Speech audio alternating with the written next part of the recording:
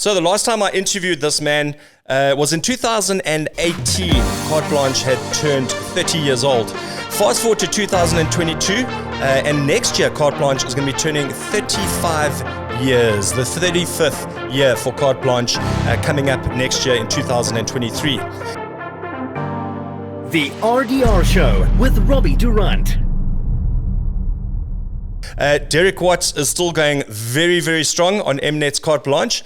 And Derek has been, let's say, the apple to the pie, the glue to the paper. And he's been an incredible broadcaster, by far South Africa's most well-known TV and investigative journalist. Derek Watts, you can hear him laughing in the background. Welcome to the RDR Show. Thanks, Robbie. I think apple to the pie is a new one for me, but thanks anyway. Is that a first, Derek? It's got to be a first.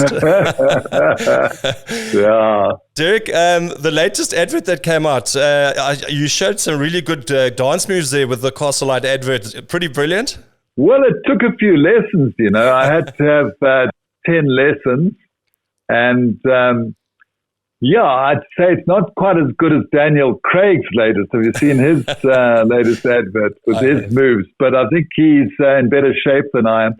But Robbie, it was well received. I'm amazed that Mnet and Carte Blanche allowed me to do it, especially being alcohol involved. But I think they know that Castle Light's very serious about promoting responsible drinking, and I'm just very much against what happens in this country with drinking and driving.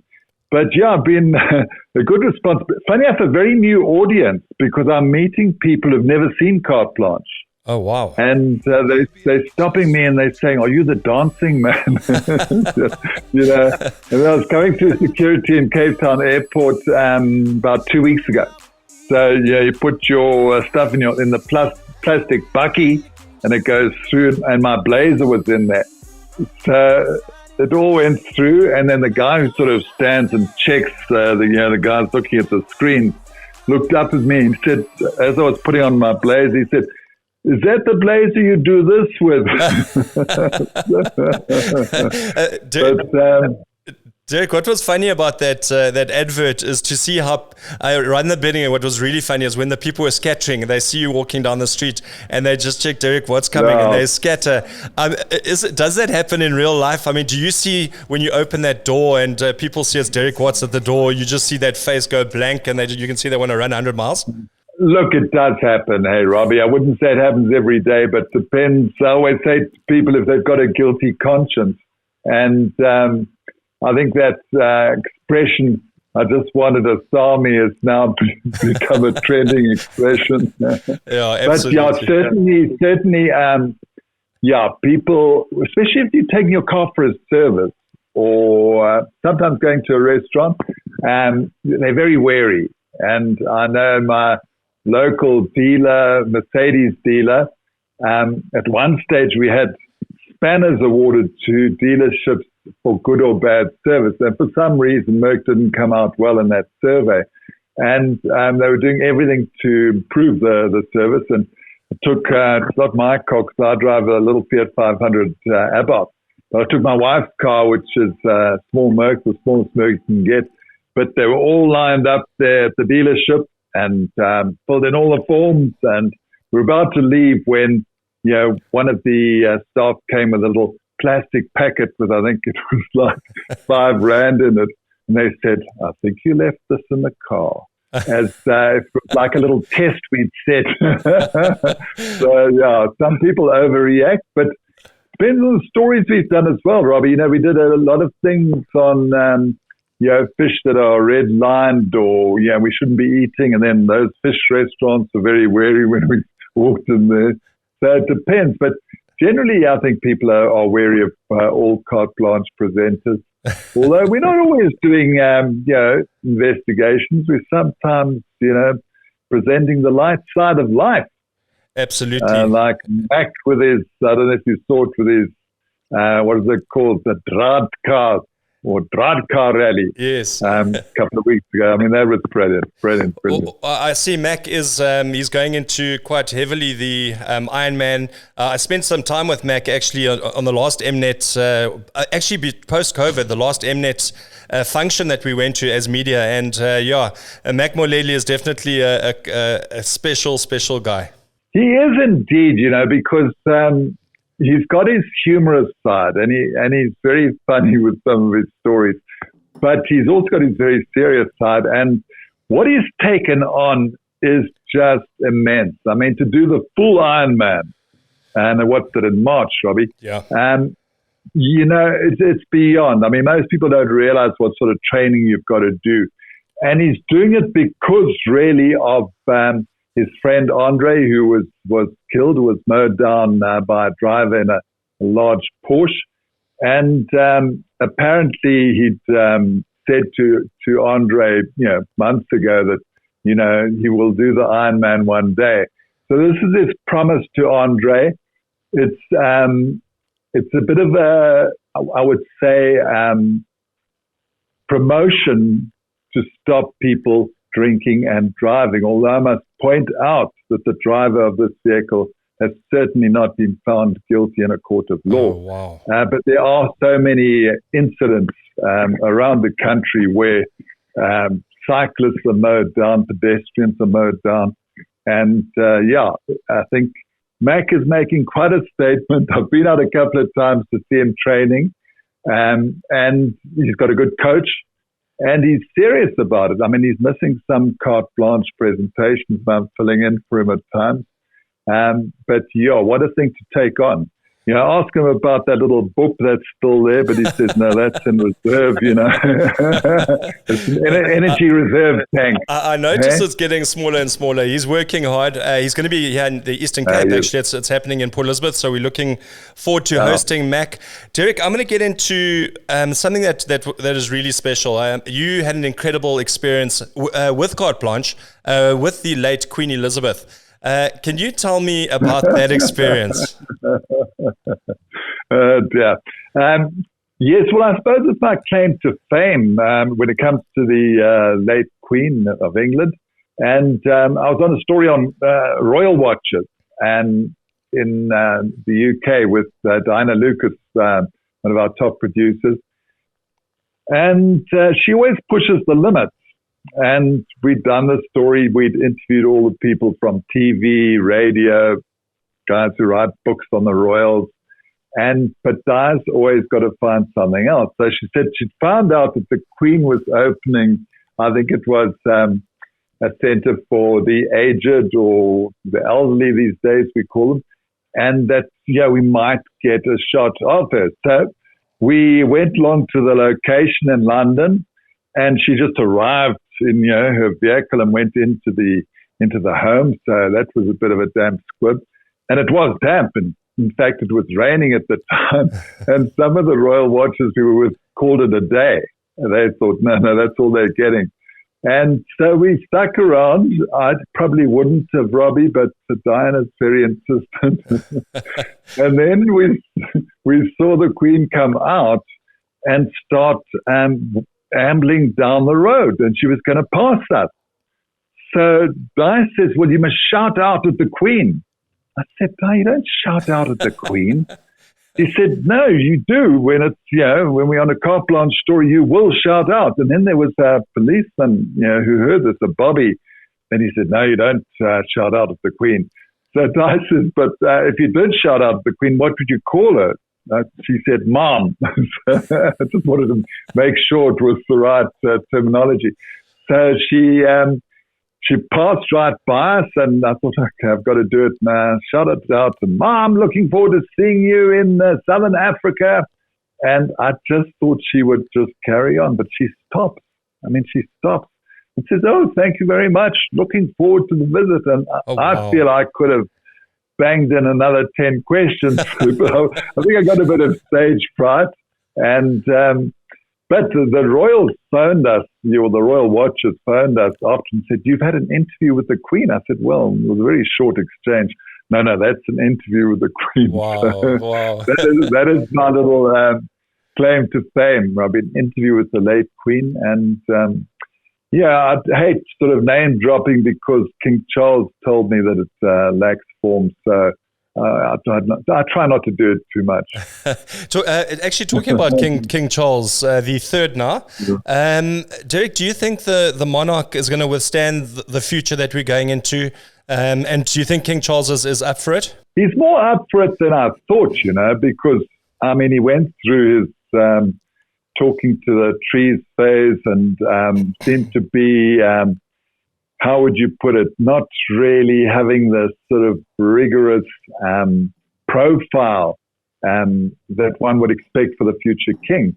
And I'd sort of in some ways written him off as the future thing. I thought they'd find a reason to bring in William, but I think he's actually handling it very well. And I just have been thinking ever since, Queen Elizabeth passed on that, what he went through with all those memorials and tributes and parades, wow, it must have been draining for him because, he's not young, on my age.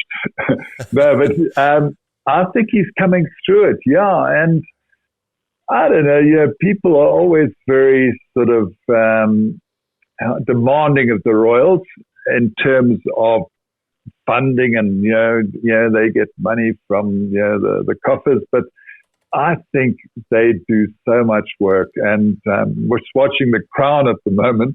You probably are as well, Robbie. Yeah. But just interesting to see the amount of work that they have to do. And in this last episode, Princess Anne was throwing her toys out the cot with, she was doing 3 events a day, and it was wearing her down. But would you swap for that job? Hey, I would not. And I was looking at King Charles at every presentation, just there immaculately with medals and, everything. It has to be burnished and looking perfect.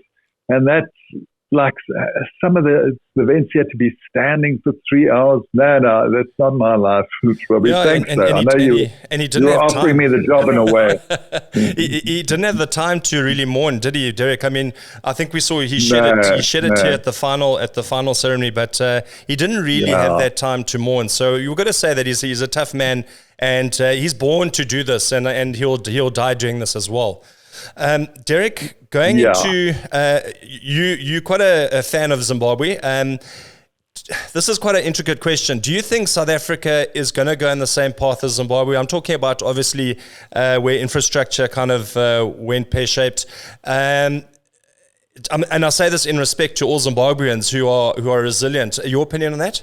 Yeah, well, I grew up in Bulawayo, and it was in the army in Zimbabwe. And when people asked me this question 10 years ago, or maybe more, I said, it would never happen in South Africa because it's a different situation. We're not landlocked. We've just got a very strong economy.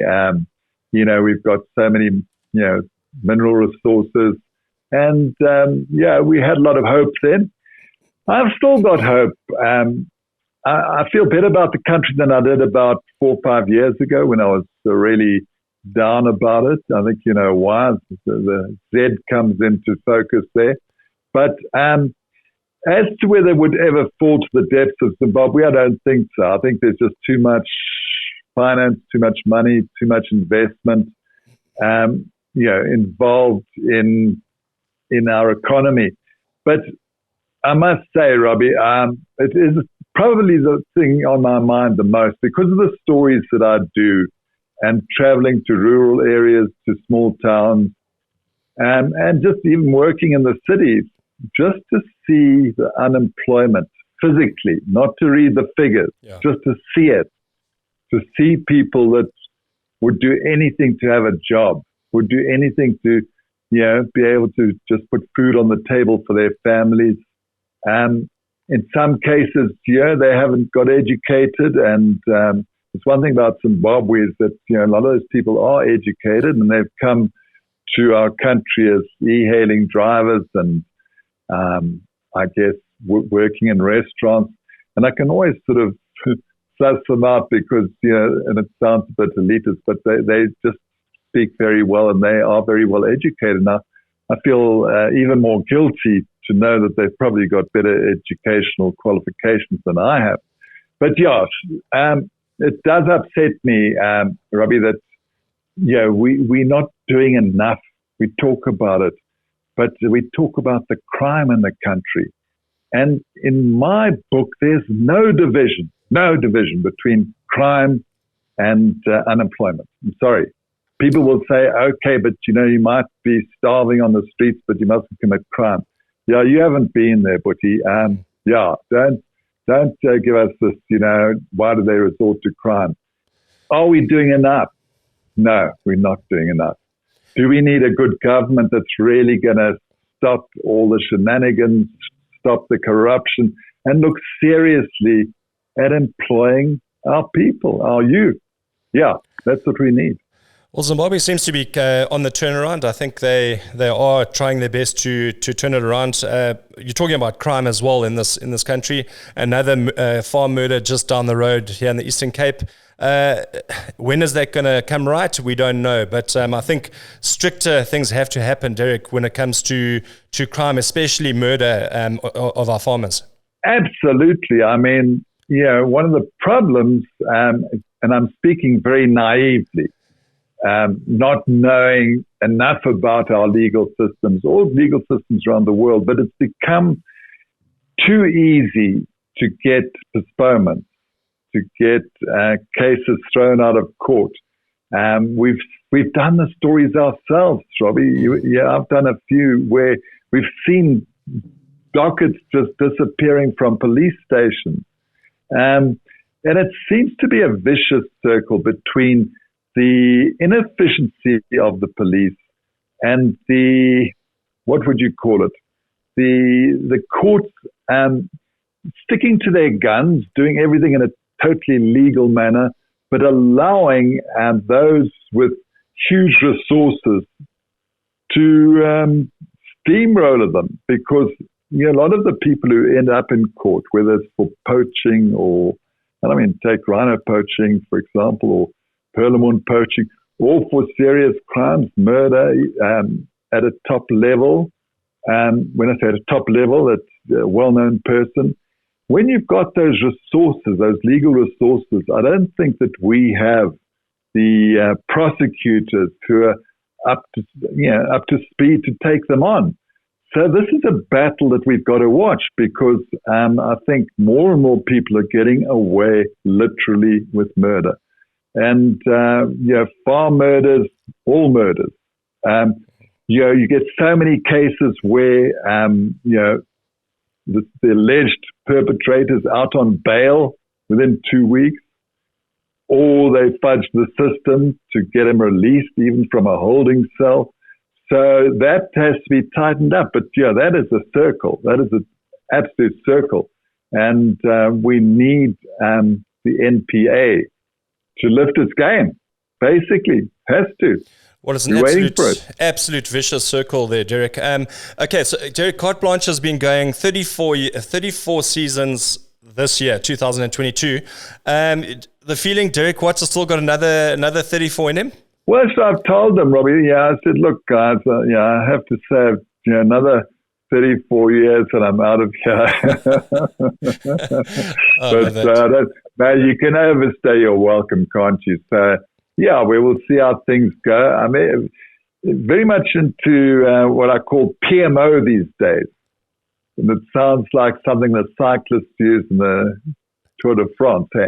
But very much into present moment orientation, because I believe that, so many of us, have got regrets about the past and we fear the future, and we just don't live in the moment. And it's something that I'm trying to do more, because I do worry at times, and I have got that serious side to me, as the advert does show. But those are my thoughts on the future. Take it day by day, year by year. And I just think the show's just been amazing this year. Robbie, I don't want to just punt the show, but you look at what has happened in this year for Carte Blanche. First of all, the podcast. I mean, Carte Blanche, the podcast is firing up, and it's been great to convert our stories into podcasts, add new podcasts, add interviews, and they are thriving. So Carte Blanche, the podcast, is really up and running. Then we got our new executive producer, John Webb, and he has changed the way we tell stories in an amazing way. He's made us really think about expressing what is happening out there, the emotions, rather than just the details of facts. And I think you've seen it maybe even in the studio presentations, which now, of course, it's only this year that we've had these dual presentations. So it's been great to work with Martha and Claire. Before it was just Mac and myself week after week. And I think I started talking to them. A few people started talking to them and said, we want to share this, and they are just such stunning presenters. So it's opened up a new world in terms of the studio presentation. And as I say, our storytelling, I think at the moment, and this isn't an idle boast, I think it's the best it's been ever with Carte Blanche. The actual depth of producing, production values, the editing has never been like this. Carte Blanche, when I started, and for the first 10, 15 years, I don't know, you won't remember, Robbie, maybe, but it was an adventure story. It was wonderful, going to Mount Everest by helicopter, going aboard atomic aircraft carriers and, feeling the jets thumping down on the deck, diving with whale sharks. It was adventure stories. Yeah. And it was great and it was good for the time. But right now we need tough journalism. And I'm just glad that Carte Blanche is amongst those journalists who really are willing to tackle what is going on in the country, tackle the system, and really strive for improvement all around. Well, you've definitely, I can say that this year you've seen that shift. Obviously, masterminding of John Webb, yourself with either Massa or Claire and vice versa. It's really exciting stuff. And like I say, I think that 34 years that you need to add on, Derek, is going to be, I think you can do it. You need to give Google some money, Derek. I did some homework just trying to get your age and all this type of stuff. And it said he ranges between 50 and 55 years old. So you need to be, I think you need to pay, you need to pay Google. No, I think I must. Well, I do pay them, eh? But remember, I started Carte Blanche at the age of 16, so it's pretty close. Wow, that's incredible. Derek, give us a day in the life of Derek Watts. So when you've got a job, if you have to get out of there and get onto an airplane, give us the day of your life. The problem, Robbie, is there isn't one. And when people say, what's the downside of your job? All I can say to them is I don't have a diary. And a lot of the time you are apologizing that you couldn't make that golf day, that you couldn't make that dinner. And this is, a lot of them are family engagements because that's the way it is in this in this business. And last week was my birthday, and happy birthday! I was sent on thank you very much. I was sent on a story to the Wild Coast, which was a harrowing story, really harrowing story. But, I don't know. I get used to it. So Sundays, half of them you're presenting. So it becomes a thing of just watching your phone. So what you get is a little presenter notice that you are presenting on that day, and it is in Cape Town. And then suddenly, the flight details come through, the hotel details. And the main thing is obviously doing the research before the stories. And that's where the producers, and let's be honest, they've done more of the research and they try and impart as much of that knowledge to you so you can really do in-depth interviews and know what you're talking about. So that happens basically on a weekly basis. But in a lot of cases, they only have the meeting on Monday. So you'll only get that notice on Monday evening that you're going to Cape Town the next day, or maybe on the Wednesday. But you get used to it, and Yeah, I think it's great that it is that live. So it's not like doing a program this week or 3 weeks time. That it is generally in one show. At least two of the stories would have been put together that week, which puts a lot of stress on the whole team. On the story editors, on the producers, on the presenters, and our camera teams. They are beyond. They are just beyond the lengths they will go to get great pictures. And of course, technology has changed so much that these days, it used to be that you'd have just the Sony Betacam on the shoulder, away we go. But these days, the guys come with just boxes of, at least two cameras, which are like 20th of the size of a Sony Betacam, but 50 times the quality. They come with drones, they come with gimbals. It's a box of tricks, but they all work late into the night to get the best possible pictures. They really are such dedicated guys. And it's crazy in 34 years. I've occasionally had like a squash game or something, said, guys, I might have to leave in the next sort of half an hour. But I've never heard any,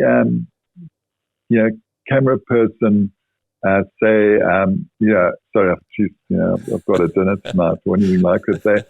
They work. And I really admire them. I admire our producers who do research these days to the nth degree, because Robbie, the legal demands have just risen over the years. So, I mean, they have to account for every statement, every supposed fact in that story. Otherwise, you're before the DCCSA. So,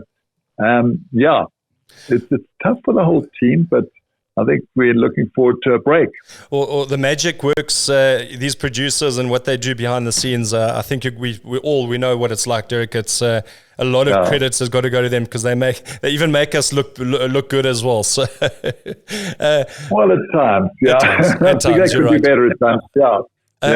But they really do toil through the night when they're on story. Derek, we're talking about technology. Let's talk about, you've met the robot Sophie.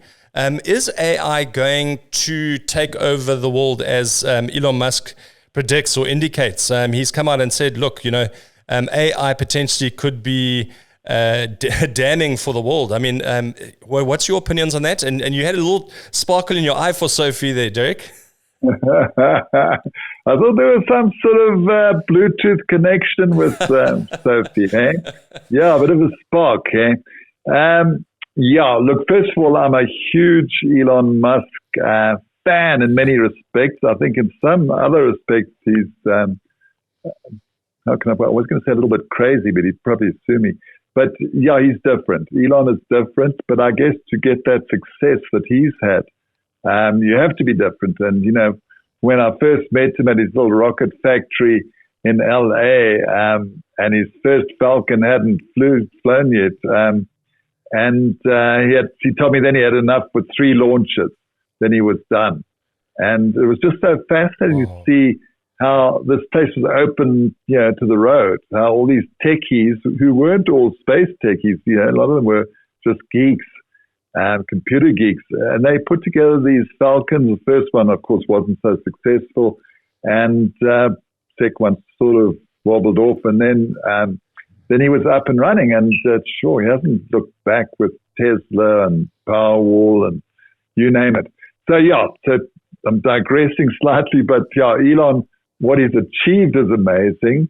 I don't always understand his rationales, but he is an incredible, incredible man. So, AI.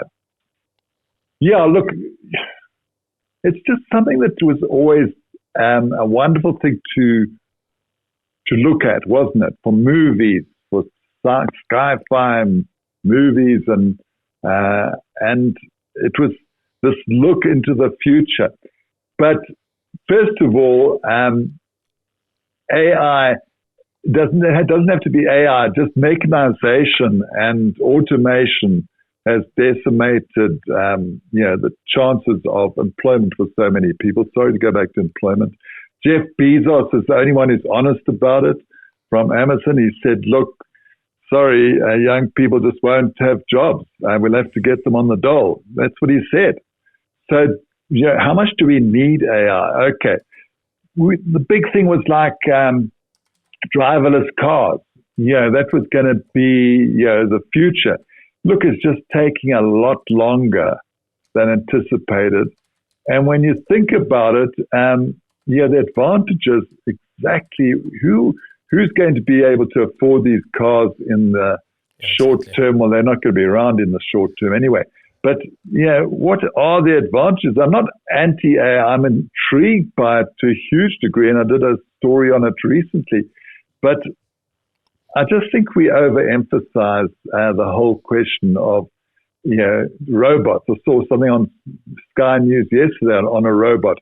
And yes, sure, it can go downstairs and upstairs, but it's got no reading of distance. It's got no intellect. And like Sophie, those questions are mainly programmed. Yeah. It will come. But will it be of benefit to us, Robbie? I don't know. What do you think? I mean, well, I can just see people losing a lot of jobs. I think if automatively, you're seeing what's happening with vehicles and stuff now. I mean, that's jobs are being lost just by the automotive side. And, I write on cars. So I drive, a few cars that I certainly couldn't afford if I sold my house and my cars and everything else. And this week I drove the McLaren Artura, which is just a magnificent vehicle, hybrid. It's got everything except it's too small for me and too big for my bank balance. You are 6'6", there, Derek. So I enjoy testing cars that are out of this world and out of my price range. And the future, I think, is great. We can't stop, I think, trying to progress, in the world of space, in the world of technology. I thought the only thing that was really boring for me, yawn, fall asleep, is this whole space experience for the billionaires. Oh, please. I don't know what's achieved. And sorry to sound cynical about it, but it was just a big little, you know what I'm saying? I'm not sure who designed Jeff Bezos's ship, but if you know what I'm talking about. Yeah, but it was sort of a little race between the multi-billionaires, and I thought it was just very sick myself. Sorry. Maybe it's because I didn't get an invitation for a flight, but could be in the post, and that postal service. But I think obviously new attempts now to reach the moon. Can you believe that we're struggling to reach the moon after all these years? But we've got a deadline coming up. I think the first test launched last week, and we should be back on the moon. Like, this is a huge achievement. So I think we overrate what we have achieved, and robots, they'll have a place. If you go to the Hotel Sky in Cape Town, which is a magnificent hotel, you'll be greeted by a number of robots there, and you can ask them questions just like Sophie. And, it's great. Never stop inventing. Keep going. We don't want to be stagnant, Robbie. Absolutely. We want to do these things, but if it's going to change our lives for the better, maybe in some ways, maybe that technology will spread to cell phones. And again, the cell phones, these days are just an amazing, what would you say? They're everything in our lives, but they're also a burden, aren't they? Because they're with us the whole time right here. And, you never know when you're going to get and there's a little message that you have to work. Derek, I'll tell you something really funny. Talking about Tesla and obviously powered cars, I saw something, I think it was yesterday, where they said, well, it's all nice having a powered car, but what happens when you don't have electricity? So how do you charge your vehicle in South Africa?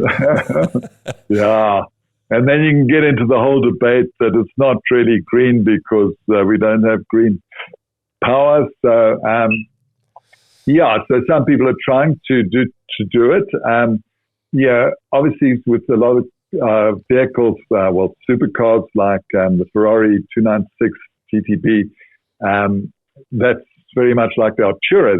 They're combining the two forces to give you, instant power and try to get into that green world. But we've got a long way to go green. I mean, geez, we haven't even got power at the moment. I mean, so never mind green power. Eh?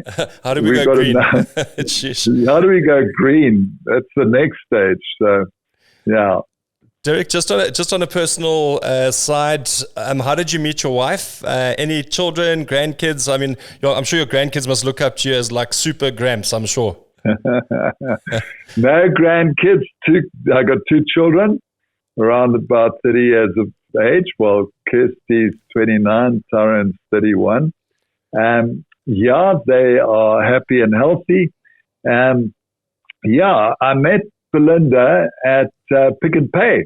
Oh, wow. In Benmore. Yeah. So we were both at the pet food department. I'd picked up a stray dog in the Michalisburg, and I'd never had a dog before. And she was getting food for a cat, and we struck up a conversation. And that's 34 years ago. Wow, that's an interesting. So a little bit of advice to youngsters: get a dog, go to the pet shop, and you might just meet your future wife. Well, it's not a bad thought, and I think walking in the parks is also a good thing, because people stop and chat there, and you never know if you are looking for a partner. You take your hound there, and you'll always find somebody to talk to. And the only problem is, I know I get a bit embarrassed going to the park because we've just got a little Yorkie, and they're guys with Rottweilers and pit bulls and very nicely behaved dogs. But I sometimes feel that there should be a service at these parks where you can rent a dog to look a little bit more macho, because so you fit in. Me and Diesel don't crack it when it comes to the macho stakes. But we joke about it. But in Cape Town, there's a very good venture there where the dogs that have been looking for homes, well, not personally, but the initiative, so you can actually take a dog for a walk along the beach there and hopefully fall in love with it and adopt it.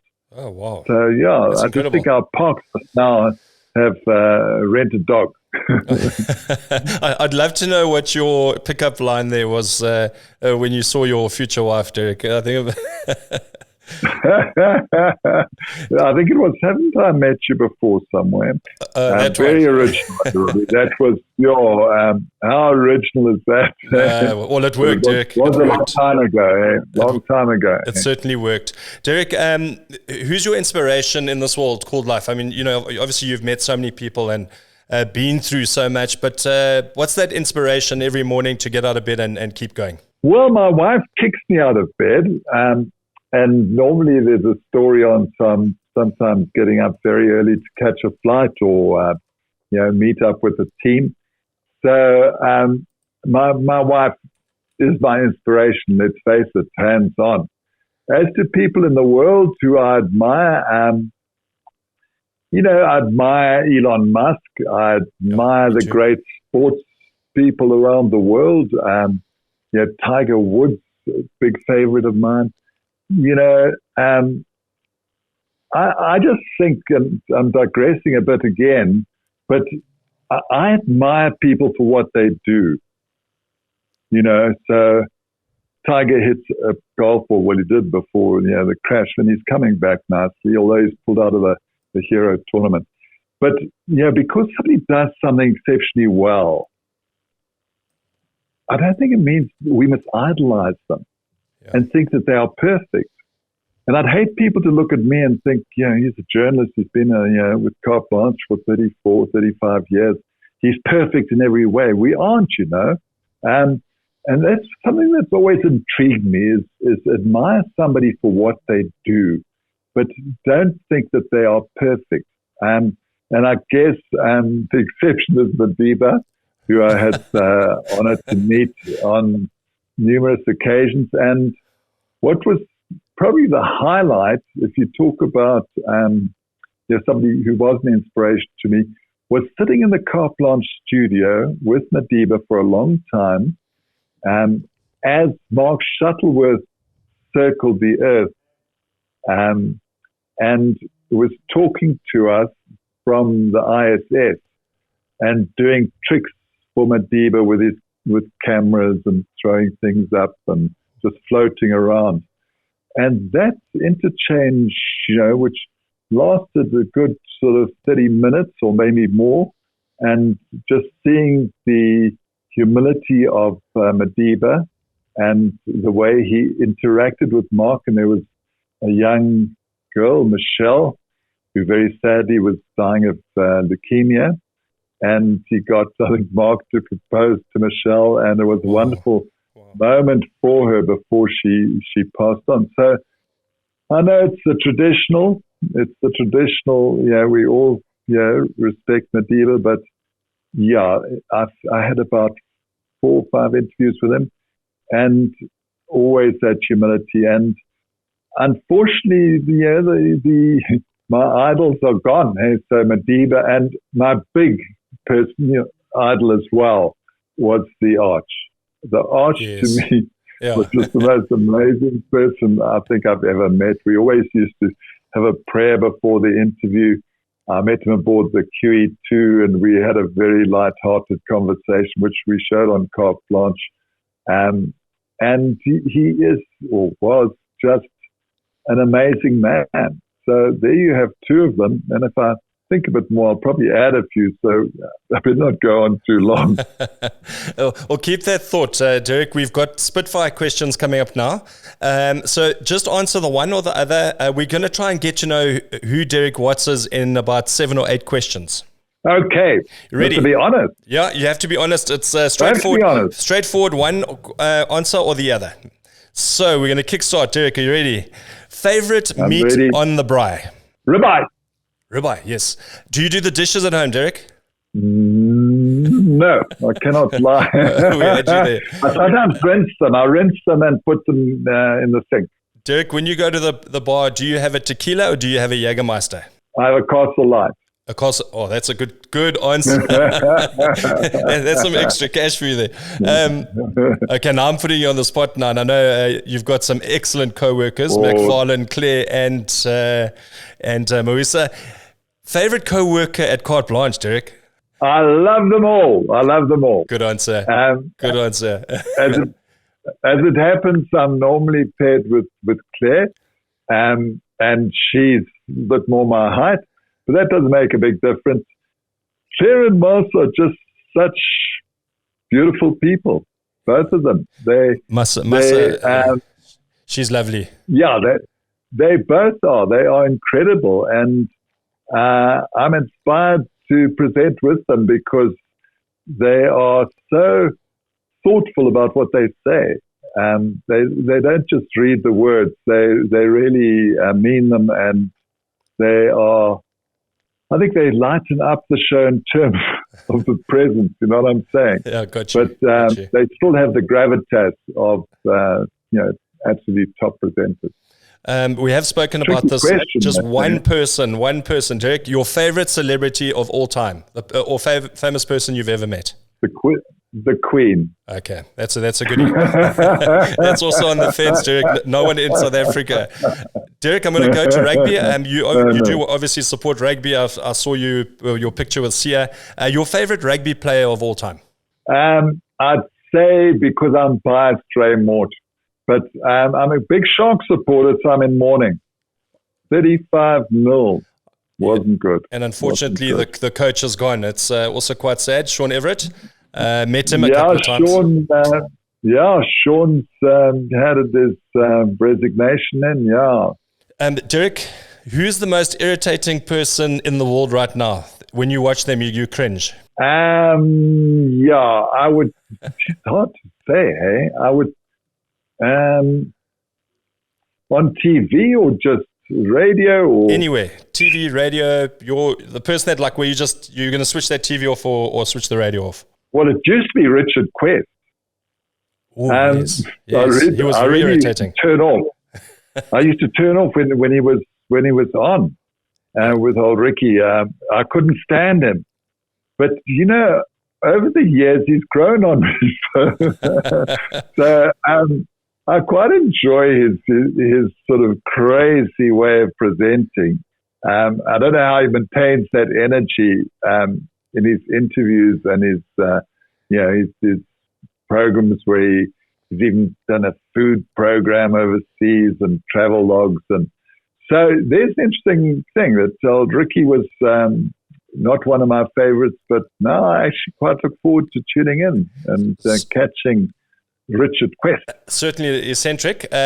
Just one, Derek. You've probably got a million of these. Your best memory of broadcasting. Your one where it just like says, oh, wow. I guess standing at Base Camp Mount Everest with Kathy O'Dowd. Got there by helicopter.